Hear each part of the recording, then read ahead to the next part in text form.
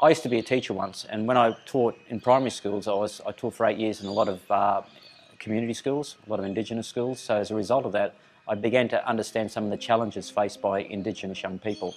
And this university, in the earlier days, in the 90s for instance, I was involved as one of the people who worked in the School of Indigenous Australian Studies. They had a different name at that point. And we worked in what were called tertiary access courses to allow students who couldn't quite get into university the opportunity to do some study in order to gear up and to step up to university life.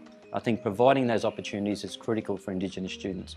We need more at this university. We don't have enough. We're aware of that. We have some very important programs such as the Remote Area Teacher Education Program, RATEP, which trains Indigenous potential teachers, which has won national awards. One of the biggest challenges is actually having the self-confidence to succeed.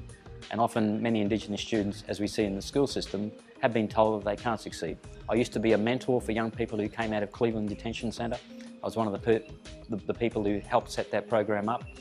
And we had 2 experiences of young people who had lost the way, who were drifting. And through some mentoring and some success along the way, they actually came to James Cook University and have succeeded in actually completing their university course.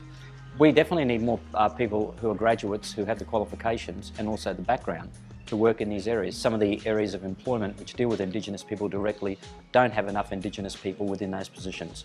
So we have seen people go through doing criminology subjects, through doing basic sociology subjects, issues around young people who've gone into the system now and are there and are actually helping their own people, which is a very important point. I think Indigenous students are looking for opportunities to do better in order to get an educational qualification. They see the value of education. Indigenous people coming to the university need to know that there is a support mechanism here. There are staff who are dedicated to that, who've worked for many areas in these areas, in education, across the board, who are willing to help. And they just need the self-confidence to give it a go.